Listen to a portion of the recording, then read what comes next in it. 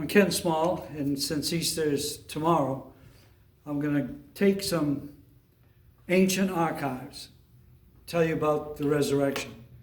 And I'm going to read to you. It's from a publication I put out in 1994 after 20 years of research. The writings of the Sanhedrin and the Talmuds of the Jews were given to me by permission by Keats Publishing. They're the translation of Dr. Mackintosh and Twyman of the Antiquarian Lodge in Genoa, Italy. These are from the manuscripts of St. Sophia's Mosque in Constantinople, Turkey, and from the senatorial dockets from the Vatican in Rome. And I'll go in more later in more detail on this. But since I have about 12 minutes, let me rush right into the ancient archives. Josephus was a great historian, as were many others. The Bible is not the only account of Jesus, his life, his death, and resurrection. I'll start with Pilate's letter of the crucifixion given to Tiberius Caesar via Gamaliel. By degrees the day darkened like a winter twilight, and I'm quoting direct. It was the 15th of March. I leaned against the column of my basilic, contemplating the dreary gloom of the fiends of Tarshish dragging to execution the innocent Nazarene. All around me was deserted. Jerusalem had vomited forth her indwellers through the funeral gate led into Jamosia. The air of desolation and sadness enveloped me. The crowd appeared not to walk, but borne off and whirled in a vortex, rolling around the living waves of the portals of the Praetorium, even on Mount Zion, with howling screams, shrieks, vociferations that were never heard, the additions of Paramonia and the tumults of the Forum. Now, some of these words sound a little odd, but remember, we're reading back many thousands of years ago. My guards had joined the cavalry, and the centurion, with the display of power, the endeavoring to keep order. I was left alone, and by breaking heart admonished me, those passing, and reference to God, than the history of men. Caiaphas the high priest also was demanded by Tiberius Caesar to give his accounts as well. This is one of them. I'm told there was never such a concourse of people assembled at Jerusalem at the cross. One of my guards informed me there were several 100,000, although there were two other crucified at the same time. Jesus was the center of attraction. They would call out, "Who is Jesus of Nazareth? What is his crimes?" Some of his friends would cry out, "Nothing. He's being executed because he's a friend of the poor. Take him down, they'd cry out, and the soldiers would have to use their spears to keep him back. Pilate continues his discourse to Tiberius Caesar. A loud clamor was proceeding over Golgotha, which, borne on the winds, seemed to announce an agony that is never heard by mortal ears. Dark clouds lowered over the pinnacle of the temple, so the city covered it with a veil. So dreadful the signs the men saw, the Diogenes, the Areopagus, reported, either the author of nature is suffering or the universe is falling apart. While all these appalling scenes of nature are transpiring, there's a dreadful earthquake that filled everybody with fear and scared the superstitious Jews almost to death. It says that Bethesda, an elder and learned Jew of Antioch, was found dead when the excitement was over, either from grief or for the excitement he was a friend of the Nazarene. The Bible records when the centurion and they that were watching Jesus saw the earthquake and those things that were done, they feared greatly, saying, "Truly, this is the Son of God." St. Luke records, and it was about the 6th hour, there was a darkness over all the earth till the 9th hour, and the sun was darkened, and the veil of the temple was rent in mist, and all the people came together at the sight, beholding the things were done, and beating their breasts they returned. Pilate, in his next letter to Tiberius, gives permission to bury Jesus to Joseph. Near the first hour of the night, I threw my mantle around me and went down to the city towards the gates of Golgotha. The sacrifice was consummated. The crowd returning home, agitated, it's true, but gloomy and desperate. What they had witnessed had sickened them with terror and remorse. I saw my little Roman cohort pass by mournfully, the standard bearer having veiled the eagle in token of grief. I heard some of the Jewish soldiers murmuring strange words which I did not understand. Others recounted the miracles. Sometimes groups of men and women would halt, then looking back to Mount Calvary remain motionless, as if in expectation of witnessing some new prodigy. I never witnessed such an extreme revulsion of feelings. Those who betrayed and sold him, those who testified against him and cried, "Crucify him!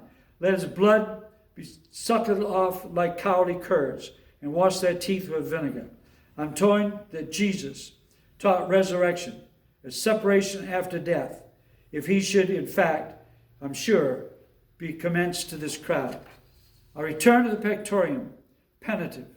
On ascending the stairs of the steps, they were still stained with the blood of the Nazarene. I perceived an old man in supplicant posture, and behind him several Romans in tears. He threw himself at my feet and wept most bitterly. It's painful to see an old man weep. My heart already overcharged with grief, though we strangers, we wept together. In truth, it seemed that the tears lay very shallow that day, and many who I seen in the vast concourse of people. "Father," I said unto him, gaining control of my feelings, "who are you, and what is your request?" "I'm Joseph of Arimathea," he replied. "I'm come to beg upon my knees the permission to bury Jesus of Nazareth." "Your prayers are granted," I said unto him. At the same time ordered Malchus and some soldiers with him to superintend should it be profaned, talking about the empty tomb. So let me go on. Pilate's last letter to Tiberius Caesar. It's a soldier's account of supernatural events. A few days after the sepulchre was found empty, his disciples proclaimed all over the country Jesus rose from the dead as he foretold. This created more excitement than even the crucifixion. As the truth, I cannot say for certain, but I have some of my investigation to the matter. You can examine for yourself and see I'm in no fault, as Herod represents. Joseph buried Jesus in his own tomb. Whether contemplating his resurrection or calculating to cut another, I cannot tell. The day after he was heralded, one of the priests came to the Pectorium and said they were apprehensive. The disciples intended to steal the body of Jesus and hide it, and make it appear like he arose. I sent to him the captain of the royal guard, Malchus, to tell him to take Jewish soldiers, place as many around the sepulchre as are needed, and if anything should happen, they could blame themselves and not the Romans. When the great excitement arose about the sepulchre found empty, I felt a despair of solitude. I sent for Malchus, who told me he had placed his lieutenant Ben Isham and 100 soldiers around the sepulchre, and told me that Isham and the soldiers were very much alarmed at what occurred. I sent for this man Isham, who related to me as near as I can recollect the following circumstances. He said at the beginning of the 4th watch, there is a soft and beautiful light over the sepulchre. He at first thought that women had come to embalm the body of Jesus as their custom, but he could not see how till he got through the guards.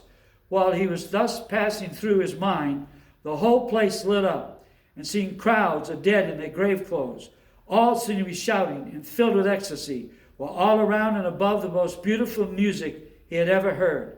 The whole air seemed to be filled with voices praising God. I asked him in what condition he was in when he came to himself. He said he was lying on the ground face down. I asked if he could not have been mistaken as to the light. Was it not day coming in the east? He said at first he thought of that, but the stone's cast was exceedingly dark, and then he remembered it was too early for the daylight.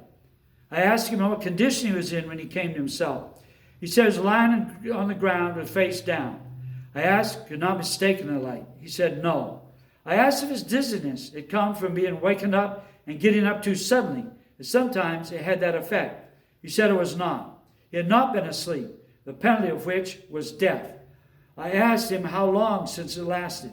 He said he did not know, but he did know, though nearly an hour, and he was hid by the light of day.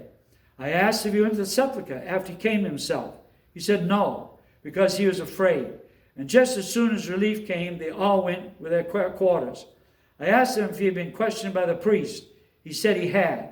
They wanted him to say it was an earthquake and he was asleep, and offered him money to say disciples came and stole Jesus. But he was no disciple. I asked him, what was the private opinion of those priests that conversed with? He said that some of them thought Jesus was no man. Some was not a human being, and that he was not the son of Mary. Someone said he was a saint. Some said born of a virgin. Some person said before Abraham and Lot, he existed. It seemed to me, if Jewish theory be true, and these conclusions are correct, for they are in accord with this man's life, as is known and is testified by both friends and foe, and the elements were no more in his hand than clay in the hands of a potter. He could convert water into wine. He could change death into life and disease into health. He could calm the seas, still the storms, and call up fish with silver coins in their mouth. Now say if he could do all these things, in which he did, and many more, as the Jews all testify, is doing these things that created enemies against him. He was not charged with criminal offenses, nor charged with violating any law of wrongdoing, or any individual in person. And all these facts known by thousands, as well as foes and friends, I'm ready to cry, as did Malchus, truly, this is the Son of God. This is Caiaphas' investigation of the resurrection. To you, masters of Israel, I made form a defense to you, and do you approve the same? I feel duty-bound to communicate with you the facts that come to my knowledge since that communication. A few days after the execution of Jesus of Nazareth, the report of his resurrection from the dead was so common, I found it necessary to investigate it, because excitement is more intense than before in my own life, and that a pilot is in danger. I sent for Malchus, the captain of the royal guard, who informed me he knew nothing personally, while I had placed Ishmael in command. And from that he learned the soldiers were awe-inspired and Jesus had resurrected. He said the soldiers were convinced that Jesus is supernatural. He said John and Peter were spreading it all over the country. And if Jesus would appear in the field at a head of host, he declared king of the Jews would fight him to the death. I sent for the lieutenant, who gave me the same story. Mary and Peter and others came and testified and were not afraid of me. The Messiah has risen. He's predicted to have conquered death itself. And Jesus ascended out of the grave, which no man had ever done in the history of the world. So I conclude with this. This is the last letter sent to Tiberius, and thus closed. While all this engaged, Caiaphas, that ordered the crucifixion, for he was the high priest at the time, according to the laws of the Old Testament, it was a priest who did the officiating. The Lamb slain from the foundation of the world, Romans 13:8, was now offered. As this, he looked at me, Jesus the Christ, when I was alone in my bedroom. It seemed to me I was nothing but in tears, and my strength was gone. I fell on my face at his feet as one that was dead. When Ananias lifted me up, Jesus disappeared, and the door still locked. No one could tell me where he went. So, noble masters, I do not feel I can officiate as priest anymore. If the strange personage is from God, it should prove to be the Savior we have killed. No one knew where he went. So, noble masters, I cannot officiate. So such are the teachings of the prophet on this subject. Therefore you'll appoint Jonathan or someone else to fill my place. And as I close Pilate's last conversation, when he sent it to Caesar, the learned Tertullian wrote in his Apology of Christianity in the year 2000. He spoke of our Savior's crucifixion and resurrection, his appearance to the disciples, the ascension into heaven, and the sight of the same disciples.